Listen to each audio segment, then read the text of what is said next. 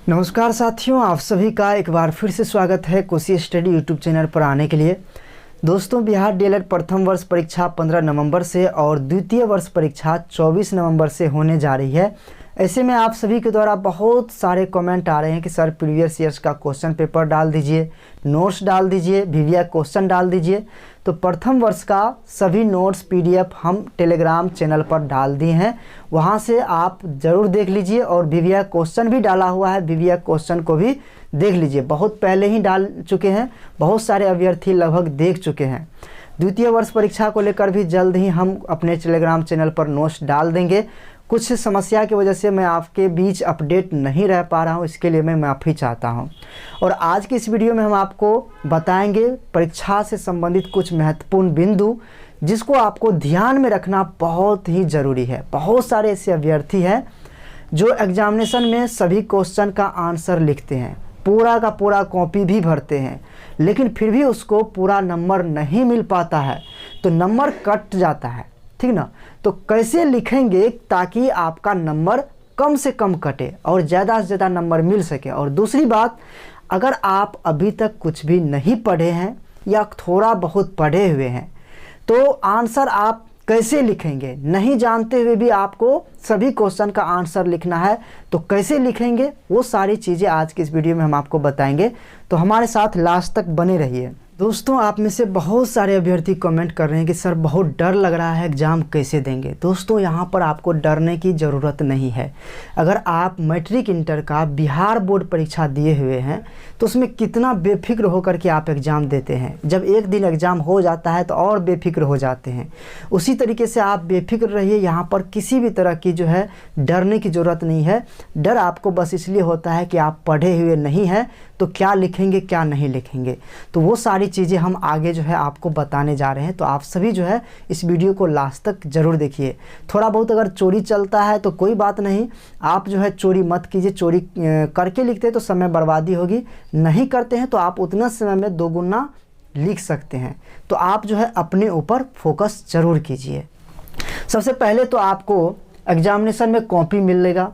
Copy मिलने के बाद आप जो भी डिटेल्स होगा उसको सही तरीके से भरेंगे। 15 मिनट का समय आपको मिलेगा। उसमें आप जो है 15 मिनट में सारी चीज़ें ऊपर का जो भी डिटेल्स होगा उसको भर करके रखेंगे। इसके बाद आपको क्या करना है, नीचे में पहले से 2 सेक्शन में क्वेश्चन पूछा जाएगा, तो सेक्शन ए और सेक्शन बी, इस तरीके से आपको हेडलाइन दे देना है, ताकि आपको क्वेश्चन पेपर मिलने के बाद ये सब लिखने की जरूरत ना पड़े। तो ये समय आपका बच जाएगा।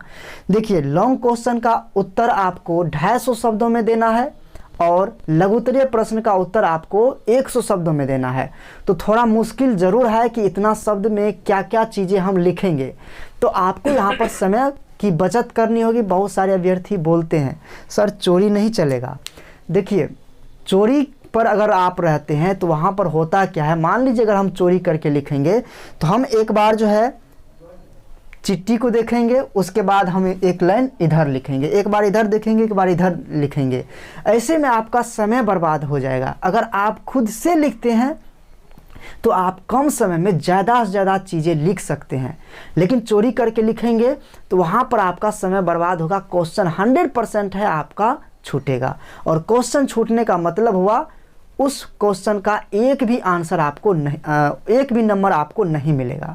अगर थोड़ा सा लिखते हैं 10 नंबर का है तो कम से कम 5 नंबर 4 नंबर आराम से मिल जाएगा, लेकिन पूरा का पूरा छूट जाता है तो आपका पूरा का पूरा नंबर कट जाएगा। इसलिए आपको गलत या सही सभी क्वेश्चन का आंसर लिखना है।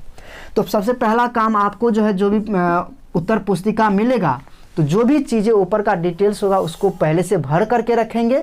उसके बाद जैसे ही आपको प्रश्न पत्र मिलता है तब आपको जो है उससे पहले एक काम और कर लेना है। देखिए, अगर मान लीजिए कि ये मेरा कॉपी का एरिया है, ठीक ना, ये मेरा कॉपी का एरिया है, तो इस साइड भी आपको थोड़ा सा गैप छोड़ करके चलना है। ऐसा नहीं कि इसमें हम उधर तक घुसा देंगे, ऐसा नहीं करना है। थोड़ा सा यहाँ पर छोड़कर ही चलेंगे। जैसे कि 1 इंची होता है तो इस तरीके से इतना गैप छोड़ करके रहेंगे। और 1/3 या 1/4 आपको जो है इस साइड से भी कॉपी पर छोड़ना है, ठीक ना। कॉपी पर ये आपको 1/4 छोड़ना है। अब देखिए, इसको लिखने के बाद आपका क्या होगा, इसके बाद देखिए आपको क्या करना है, जैसे ही सेक्शन ए डालते हैं या फिर कहे तो खंड अ या क डालते हैं तो आपको यहाँ पर 2 लाइन गैप छोड़ना है। 2 लाइन क्या करना है, गैप छोड़ना है। देखिए एग्जामिनर के सामने जो आपका वैल्यू बनेगा वो आपके कॉपी के अनुसार बनेगा। ऐसा नहीं है कि वहाँ पर आपको देख कर नंबर देगा, नहीं, आपका कॉपी कैसा है, आपने किस तरीके से लिखा है, आपका आंसर किस तरीके से लिखा गया है, आपका राइटिंग क्या है, कटकुट तो नहीं हुआ है, यही आपका वैल्यू बनाएगा आपको नंबर देने के लिए, ठीक ना। तो सबसे आपको जो ध्यान देना है अपने कॉपी पर ध्यान देना, कहीं भी ओवर राइटिंग आपको नहीं करना है, ठीक ना। और दूसरी बात, जितना आप साफ सुथरा लिखेंगे, जितना स्पेस देकर ये कहें या फिर जितना थोड़ा सा स्पेस देते हैं तो देखने में थोड़ा अच्छा लगता है, अट्रैक्टिव हो जाता है, तो यहाँ पर आपका जो है नंबर न कटने की चांसेस बढ़ जाता है। इसके बाद यहाँ पर आपको ध्यान देना है, ये जो चौथाई आप छोड़े हैं, इधर जब आप उत्तर लिखना शुरू करेंगे तो आपको ध्यान रखना है पहली बात कि सीरियली लिखना है। ऐसा नहीं कि पहला प्रश्न का उत्तर दिए उसके बाद 5 नंबर का, उसके बाद 10 नंबर का, ऐसे में आपका इंप्रेशन खराब हो जाएगा। उसको ये अनुभव होने लगेगा कि आप कहीं से चोरी चपाटी करके लिखे हैं, इसलिए कहीं से कहीं आप नमनी किए हैं। आप कोशिश कीजिए एग्जाम में कि सीरियली उत्तर आपको लिखना है। सीरियली उत्तर लिखने से उसके नज़र में आपका अच्छा इंप्रेशन बनेगा कि हाँ, ये अभ्यर्थी जो है अगर चोरी करके लिखता तो कहीं से कहीं लिखता। जरूरी नहीं कि सभी प्रश्न का उत्तर आपको मिल जाता है, अगर आप खुद से लिखते हैं तभी आप सीरियली वाइज लिख सकते हैं, ठीक ना। तो कोशिश करना है कि आप जो है जैसे कि यहाँ पर लिखिए प्रश्न संख्या 1, ठीक ना, प्रश्न संख्या 1 लिखे। तो यहाँ पर जो अब क्या करेंगे, उत्तर लिखना शुरू करेंगे, तो उसके बाद दूसरा, उसके बाद तीसरा, सीरियली वाइज। अब यहाँ पर देखिए उत्तर आप इस तरीके से लिख भी सकते हैं, नहीं तो आप इसको नहीं भी लिख सकते, ठीक ना। इसके बाद जो है आप यहाँ से शुरू कर सकते हैं, लेकिन यहाँ से अगर शुरू करते हैं तो थोड़ा और जो है गंदा लगता है देखने में। आप क्या कर सकते हैं, अगर ये उत्तर नहीं लिखते हैं तब आप यहाँ से शुरू कीजिए। जैसे कि एक प्रश्न ले लेते हैं, समाजीकरण से आप क्या समझते हैं और समाजीकरण को प्रभावित करने वाले कारक कौन कौन से हैं, विस्तार में आपको लिखना है। तो यहाँ पर आप लिख सकते हैं समाजीकरण, इस तरीके से समाजीकरण का अर्थ या समाजीकरण की अवधारणा, क्या लिखेंगे, समाजीकरण की अवधारणा, इस तरीके से। अब यहाँ पर जो है डैश दे करके अब आपको इसकी समाजीकरण की अवधारणा लिखना है, ठीक ना। इसके बाद आपको क्या करना है, इसको अंडरलाइन करना है। निश्चित रूप से आप इसको अंडरलाइन कीजिए, इससे क्या होगा कि ये आपका थोड़ा बोल्ड हो जाएगा और लुक में आ जाएगा। उसके बाद जो है आपको एक लाइन होगा तो छोड़ दीजिए। इसके बाद आप पैराग्राफ चेंज करके यहाँ से लिखना शुरू कीजिए इस तरीके से। उसके बाद आपको यहाँ से लिखना है। इसके बाद देखिए आप अवधारणा लिखे हैं, जैसे कि प्रश्न था समाजीकरण से आप क्या समझते हैं और समाजीकरण को प्रभावित करने वाले कारक कौन कौन से हैं। तो सबसे पहले आप उसमें लिखेंगे क्या।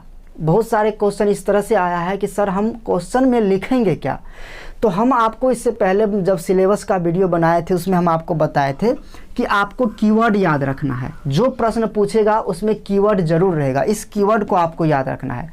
समाजीकरण, समाजीकरण के बारे में कुछ तो आप पढ़े होंगे, समाजीकरण क्या है, समाजीकरण को कौन कौन से कारक प्रभावित करता है, कुछ पढ़े होंगे। तो इसमें इसकी अवधारणा को लिखेंगे। समाजीकरण क्या होता है, जब भी बच्चे कुछ नई चीज़ें सीखता है या फिर जो है कहे तो सामाजिक नियमों का पालन करता है, जब किसी बच्चे का जो है व्यक्तित्व का विकास होता है समाज में, तो वो जो है एक नियम में, एक ढांचा में क्या होता है, ढलने लगता है और उसी का अनुकरण करने लगता है। अगर समाज में हम रह रहे हैं तो क्या हो रहा है कि सामाजिक गुणों को अपनाते अपनाते हम क्या करते हैं, सामाजिक पथ पर चलने लगते हैं। तो हम में क्या हुआ, सामाजिकता का गुण विकसित हुआ। तो इसी तरीके से इसका कुछ जो है अवधारणा लिखेंगे। अवधारणा लिखने के बाद क्या करेंगे, हम इसी जिस तरीके से हम यहाँ पर बोल्ड किए हैं इसको उसी तरीके से लिखेंगे। समाजीकरण का अर्थ क्या है, उसके बाद लिखेंगे समाजीकरण का अर्थ क्या है, फिर इसको हम अंडरलाइन करेंगे, फिर इसी तरीके से हम समाजीकरण शब्द को जो है टारगेट करेंगे। यहाँ पर इसकी अवधारणा को टारगेट किए हैं, यहाँ पर इसका अर्थ क्या होता है। तो समाजीकरण का अर्थ मतलब क्या हो गया कि जिसमें जो है व्यक्ति अपने रीति रिवाज या फिर के तो परंपराओं या फिर के तो सामाजिक गुणों का अनुसरण करता है, नई चीज़ें सीखता है। तो लगभग सेम चीज़ें जो एग्जामिनर होता है वो ये नहीं पढ़ता है कि आप इस बीच में क्या लिखे हैं, वो ये देखेगा कि आपने आंसर दिया है कि नहीं दिया है। आंसर देने के बाद आपका कितना कॉपी जो है साफ़ सुथरा है, कितना पेज भरे हैं। इसके बाद ये देखेगा कि आप जो है कितना चीज़ को डिफाइन किया है। ये हेडलाइन बहुत ज़्यादा महत्वपूर्ण है।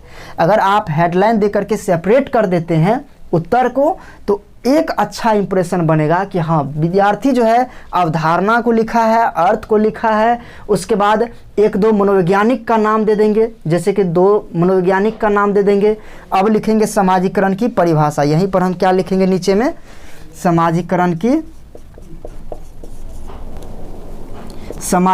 की परिभाषा, ठीक ना, समाजीकरण की परिभाषा।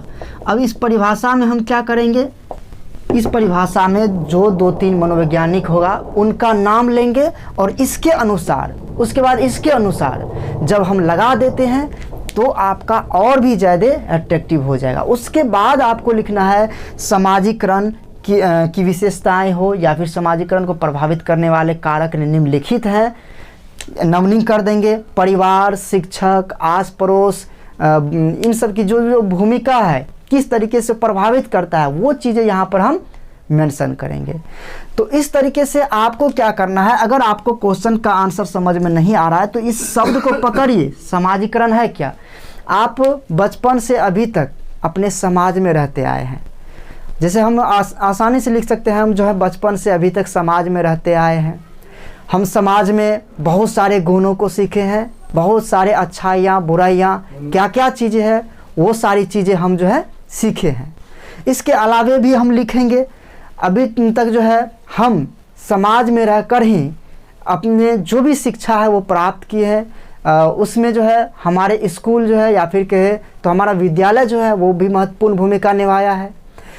हम जो है प्रत्येक दिन स्कूल जाकर नई नई चीज़ें सीखे हैं, शिक्षक द्वारा बताया गया इसके बारे में, उसके बारे में जो भी चीज़ें होता है वो सारा चीज़ें आप खुद से लिख सकेंगे। अगर बोलने के लिए आपको दिया जाए कि खड़ा होकर के हाँ बोलो, जैसे कि अभी हम बोल रहे हैं, तो यहाँ पर आपको सोचने में थोड़ा समय लगेगा, लेकिन जब आप लिखते हैं तो सारी चीज़ें आपका क्लियर होते जाएगा। इस तरीके से आपको पॉइंट वाइज करके लिखना है। इसके अलावे अगर मान लीजिए किसी और तरह का प्रश्न आ गया, जैसे कि प्रमुख बाल अधिकारों को लिखें या प्रमुख बाल अधिकार क्या क्या हैं, पिछले बार भी पूछा गया है, तो इस तरह के प्रश्न को आपको जो है थोड़ा बहुत याद रखने की ज़रूरत है कि बाल अधिकार क्या क्या है। 14 वर्ष तक के बच्चे को प्राथमिक शिक्षा जो है अनिवार्य कर दिया गया है, तो क्या क्या उनका जो है हक है बच्चे का, उसके बारे में लिखना है। तो हम लिखेंगे बालक के प्रमुख बाल अधिकार निम्नलिखित हैं, जो बच्चे को कहे तो 0 से या फिर जिस समय बच्चा जन्म लेता है उस समय कुछ भी नहीं जानता है, लेकिन उस समय से लेकर जन्म से लेकर के 14 वर्ष तक की आयु तक क्या होती है, वो जो है उसका हक होता है, अनिवार्य शिक्षा होता है। तो प्रमुख बाल अधिकार के बारे में लिखेंगे। उसके बाद और भी चीज़ें कहीं पर जो है अगर जो है मम्मी पापा मान लीजिए कहीं पर जॉब में लगा दिए हैं या फिर कहीं पर होता है किसी किसी होटल में नौकरी पर लगा देते हैं, तो वो सब क्या है, जो अगर 14 वर्ष तक का है तो उसे कोई भी जो है होटल में या फिर अपने यहाँ काम करने के लिए नहीं रख सकता है, तो उस समय वो पढ़ सकता है, ठीक ना, तो वो उसका अधिकार है। तो इन सब चीज़ों को आपको डिफाइन करना होता है। तो अपने से आप सोचेंगे क्या क्या चीज़ें इसमें हम लिख सकते हैं। जब आप आंसर लिखते हैं तो उसी समय आप खुद विद्यार्थी भी बन जाइए, खुद शिक्षक भी बन जाइए। प्रश्न जब पूछा गया है तो उस समय आप खुद पर ले लीजिए कि अगर हम इस जगह पर होते तो हम क्या क्या करते, हमने क्या क्या सीखा है, हमारे साथ क्या क्या घटना घटी है, वो सारी चीज़ें आपको लिखना है। शब्द को पकड़ना है, उसके अराउंड जितना भी है वो सारा पॉइंट आपको लिखना है। ये नहीं देखेगा एग्जामिनर कि आप इस बीच में क्या लिखे, इस बीच से कोई मतलब नहीं है उसको, वो तो आंख बंद करके टिक लगाते जाएगा, मार्किंग करते जाएगा, मार्किंग करते जाएगा। तो आपको वही है कि उसके नज़र में आपको अपना कॉपी अच्छे से बनाना है, ठीक ना।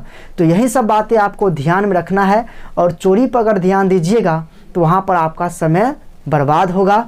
अगर आप एक बार इधर देखिएगा, एक बार इधर देखिएगा, एक बार इधर, एक बार इधर, तो ऐसे में आपका समय बर्बाद होगा। और अपने मन से कुछ भी लिखिएगा तो फास्ट लिख पाइएगा, आपका प्रश्न नहीं छूटेगा। प्रश्न आपको कोई छोड़ना ही नहीं है। अगर आप मान लीजिए किसी प्रश्न का उत्तर नहीं जानते हैं, हेडिंग दे दिया है कि गिज्जू भाई इसके संबंध में क्या कहे हैं, तो आप ऐसा लिख सकते हैं, गिज्जू भाई इसके संबंध में बहुत सारी बातें कहे हैं, महत्वपूर्ण बातें कही हैं, उसके बाद जो है इसको जो है इस तरीके से प्रभावित करता है।